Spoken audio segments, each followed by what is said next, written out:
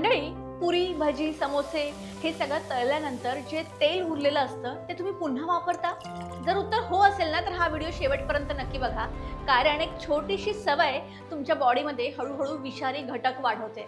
Cancer असेल, हृदयविकार असेल, वाढलेलं कोलेस्ट्रॉल आणि पोटाचे त्रास या सगळ्यांचा संबंध वारंवार गरम केलेल्या तेलाशी असू शकतो.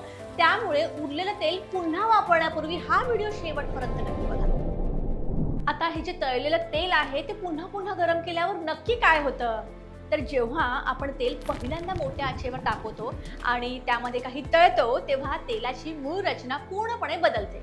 पण तेच तेल जेव्हा आपण पुन्हा पुन्हा गरम करतो, तेव्हा त्यातून फ्री रॅडिकल्स नावाचे हानिकारक घटक तयार होतात.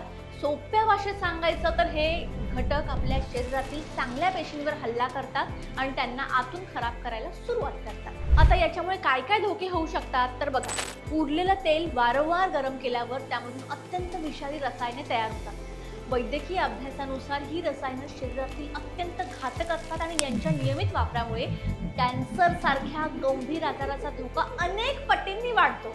आपण आरोग्यासाठी कितीही चांगला आहार, पौष्टिक आहार घेतला तरी तो अशा जळलेल्या तेलात जर शिजवला जात असेल तर तो शरीरासाठी विषासारखा काम करतो आणि या तेलामुळे हृदयाचे आजार असेल किंवा कोलेस्ट्रॉल सुद्धा वाढू शकतं.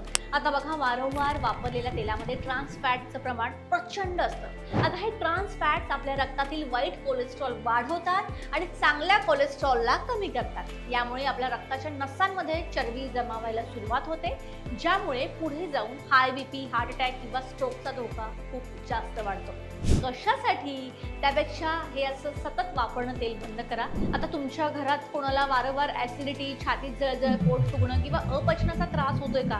तर याचं एक मुख्य कारण हे उरलेलं तेल असू शकतं. पुन्हा तापवलेलं तेल जे आहे हे पचायला अत्यंत जड असतं. यामुळे आपल्या पोटाची नैसर्गिक पचनशक्ती बिघडते आणि पोटाचे नवनवीन त्रास सुरू होतात. आणि एक लक्षात घ्या, प्रत्येक तेल गरम करण्याची एक ठराविक मर्यादा असते.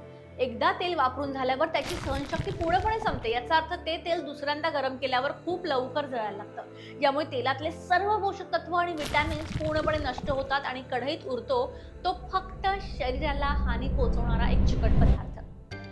आता याचे अजून काय काय तोटे आहेत? तर वारंवार गरम केलेलं तेल फक्त हृदयालाच नाही तर आपल्या संपूर्ण चयापचय प्रक्रियेला म्हणजेच मेटाबॉलिझमला सुद्धा हानी पोहोचवतं.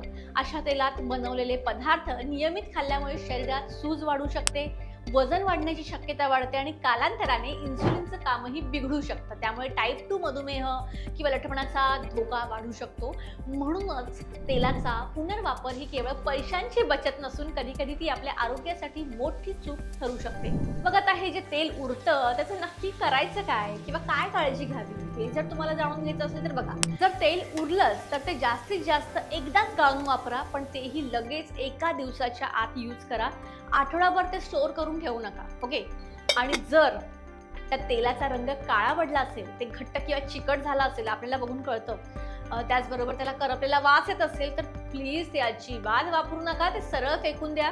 तर मंडळी, शक्यतो हे ज्याचं तेल असतं ते साठवून ठेवू नका, त्या वेळेला यूज करा आणि हेच ट्राय करा की जितकं लागेल तितकंच तेल घ्या. प्रत्येक वेळी ते साठलेलं तेल रिपीट करू नका, त्याचे भरपूर तोटे आहेत. तुम्ही काय करता? तुम्ही असं काही तळल्यानंतर जे काही तेल उरतं त्याचं तुम्ही काय करता हे मला कमेंटमध्ये नक्की सांगा. व्हिडिओ आवडला असेल तर लाईक करा, शेअर करा आणि चॅनलला सबस्क्राईब करायला विसरू नका.